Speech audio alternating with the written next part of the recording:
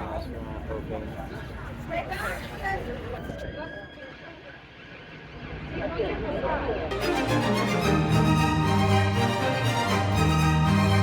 Wow, wow, wow. Such a super fun time to live in America. So many like awesome chill things happening here.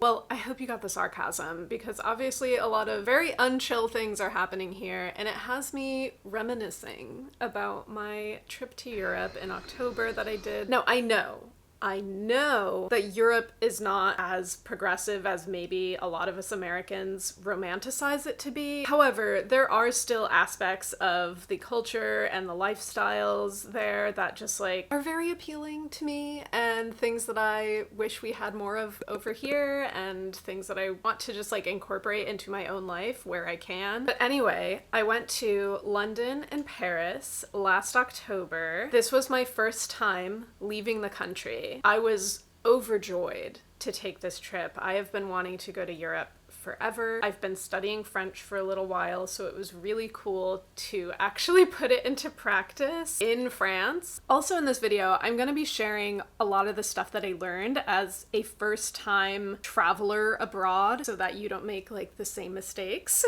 Let's dive right in. So our first full day in London, we woke up at our Airbnb in Paddington and the sun was shining and I was ready to go. Also, I highly recommend Paddington as a neighborhood to stay in. It's like very central. It was super close to like a massive park. But our first day, we decided to take an Uber over to Notting Hill, which was the neighboring neighborhood. And we got a coffee. I obviously had to hit up the vintage and charity shops. That was like top priority for this trip in general, honestly. Guys, you know me. You know how I be. And then we looked around the neighborhoods. We looked at the classic Notting Hill houses. I didn't see Hugh Grant anywhere, which feels like false advertising, honestly. And then we got a second coffee because what can I say? We're caffeine addicts. Sue me. And then I took a little outfit video. I honestly packed very light for this trip. This is one of my big tips. Pack light. Just pack light, guys. I did not want to have to deal with the stress of a checked bag. And the ease of travel with just having my little roller case and my backpack was so worth having like the limited outfits that I brought. I just feel like at the end of the day, you're not gonna wear everything that you bring anyway when you pack that much. After that, we went for a lovely stroll through a gorgeous park. Guys, London parks are the best parks that I've witnessed, at least. And then we went and had our first high tea experience at the Hyde. I will link everything down below, by the way, but this was a gorgeous space. We got the full vegan high tea menu and it was, chef's kiss. It was so good. I will never be drinking tea the same way again. I felt so bougie. It was really fun to like cosplay as a rich person for the afternoon. We got some scones as you Americans call them, and some finger sandwiches, and then a bunch of like little cakes and like macarons, and it was just delectable. And then later in the day, this was my outfit for going out to dinner. We took a stroll to this Indian place. Guys, the Indian food in London is next level. And this place had like a really nice vibe. We got a couple of like super cool smoky drinks. We got a couple apps. Everything was just incredible. Another day, another fit check. Today we were off to a vegan bakery. Guys, we had our first double-decker bus experience. Now, I have something embarrassing to admit. I didn't realize the double-decker bus was like the regular bus in London. I thought they had like a few of them as like a tourist attraction. My mind was blown, and I fell in love with the double-decker experience. I'm petitioning to bring those to America. Now, the bakery that we went to, I too giggled at the name, I'm not gonna lie. But this place was really yummy. It was very cute inside. A lot of the pastries look incredible, but honestly, we were feeling a little bit fatigued by like goodies, so we decided to be healthy that morning. As you can see, we got like an acai bowl and like an avocado toast. And then we headed over to like Covent Garden, Piccadilly Circus area. There was like so many shops and pubs and people out and about. It was gorgeous weather. I was so grateful for that. I did a little shopping at Uniqlo. I got a sweater. We walked through, I'm guessing like a Chinatown area. And then we went to the National Gallery. It was gorgeous inside. Too many people though. I wanted everyone to leave and I wanted a private tour of the gallery. That seems reasonable, right? And then we had to have our little tourist moment and go see Big Ben. Benny, he was looking great today. Now that night, we went to a neighborhood called Camden Town. It was like a bit north of where we were staying. I didn't end up vlogging that night because I was having just the time of my life, guys. My partner and I agreed that it was probably our favorite experience of the whole trip if we had to like pick one. We basically just like walked around. We went into some charity shops. I got a new leather jacket, which I'll probably be wearing in the next couple clips. We went to an Irish pub. We went out to dinner. It was amazing food. And then we went to another pub, or it was more like a metal bar, I guess, is how it was like advertised. And we just had like a really excellent night. And I don't know, I was like, I could see myself living here at some point. That would be a dream. I would really like to go back and actually stay in Camden Town or just spend more time there and like that whole area. There's like a big park next to it, and I think there's a lot of like really nice neighborhoods surrounding that park. So the next day we hopped on the tube and oh, there's the leather jacket. I'm still so in love with it. It's so like 70s. Ugh. Okay, enough gushing. So we took the tube to South Kensington area and we went to the Natural History Museum, which was incredible, guys. I mean, I was like obsessed with the architecture of this place, honestly. But the museum itself was amazing. They had this animatronic T-Rex, which I was very impressed by. And then we were just like walking around South Kensington, stopped into this bookshop. I wanted to buy everything in there, but I settled on like a small Jane Austen book. And then we grabbed a coffee because we needed a pick-me-up and continued walking around. And that basically sums up our London portion of the trip. So now we are off to Paris.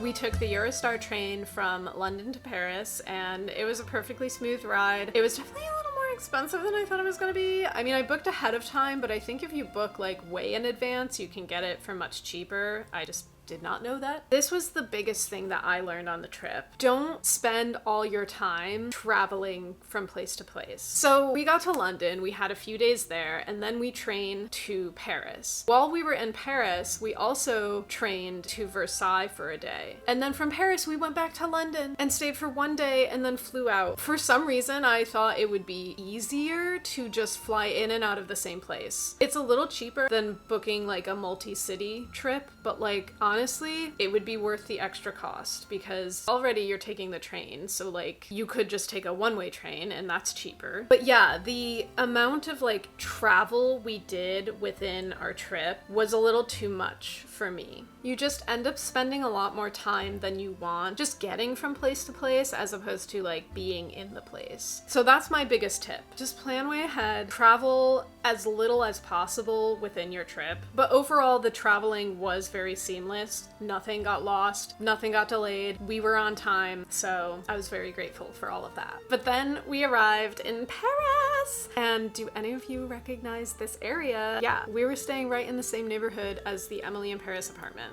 which was really cool. So the first day was pretty rainy. I put on my raincoat that I got for this trip specifically. Thank God I did. We went to Land and Monkeys, which is an all-vegan French bakery. Delicious. We went there like every day, guys. This is the Airbnb that we stayed in. So cute, so like cluttered in like the best way possible. And this was the view out of the window. When booking Airbnbs, I decided to just go with a room to stay in instead of the entire place. I think if you're more than 2 people, get the whole place. I was hoping to be able to like maybe chat with the hosts and like get recommendations for things. And it's just a lot cheaper, honestly. We weren't spending our time in the Airbnbs very much. We would go back to sleep and get ready in the mornings. So I really think that that's an excellent way to like save some money. But yeah, this Airbnb was so cute. The room was pretty small, but the common space was like pretty spacious and like so well decorated, as you can see. The next day I got all ready for the day, put my face on. We were staying in the 5th arrondissement, the like Latin quarter, and most days we would cross over the water to go to the 4th and 3rd arrondissement area, because that was kind of where more shops and like more of a hustle bustle area. We went into this like really adorable like stationery knickknack shop, and I got a couple notebooks. They were super cute. I just couldn't resist. And then we went to a bunch of kilo shops. I was in heaven. There was like a cluster of kilo shops in this area, so we were just like popping from one to the other. Now, I went to Paris without any expectation of it looking like it does in American media. However, some of it is like kind of that romanticized vision of it. Such a great cafe culture, people just hanging out outside at the cafe with their coffees to stay. I just think that's the pace of life that I would like to live at. And then obviously we had to go see the Eiffel Tower. The view wasn't incredible, to be honest, because there was still a lot of Olympic stuff that they were tearing down. But we hung out at the park, we had a le baguette, a fromage vegan, and then we walked around Jardin de Luxembourg. It was a museum outside, statues everywhere, mind blown.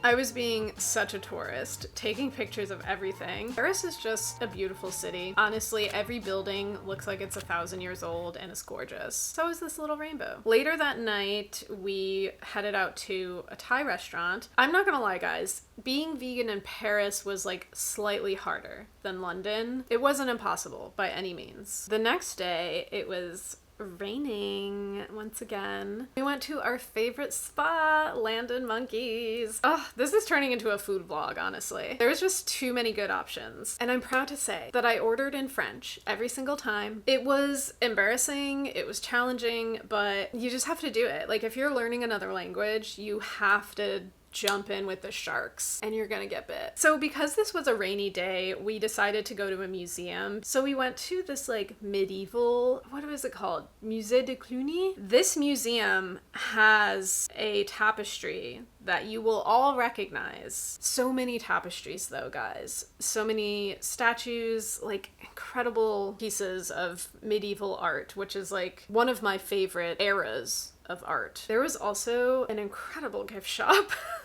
I did damage at the gift shop. And on our last full day in Paris, we went to Versailles.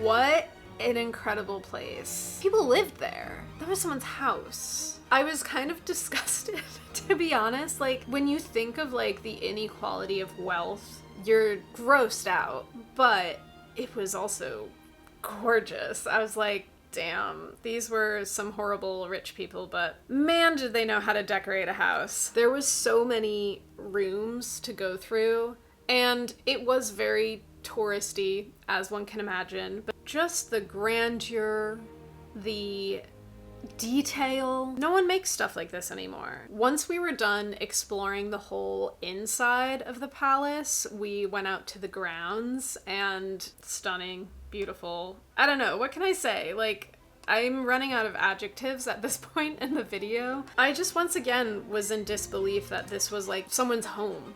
Like, people just lived here, and that was their everyday. We walked around the gardens, like, basically as much as we could. Don't plan a huge long walking day at the end of your trip, because by that point you are fatigued and you don't want to walk anymore, and your body like literally can't. Also, just wear the ugly walking shoes. Screw the outfit. Like, take outfit pics from the ankle up. I don't know. Like, I was dying in these loafers by the end of this day. And then the next morning we took the Eurostar back to London. We hung out in London for the day, and then we stayed at a hotel right next to Heathrow Airport, which is really really convenient for the next morning. We just got up, got on our flight, easy peasy. And that was the trip. It was incredible. I am so excited to go back. I learned so much from this first trip that I'm excited to do it again better. Maybe next time I go, I'll just like lose my passport and not be able to come back to America. Oh no! What?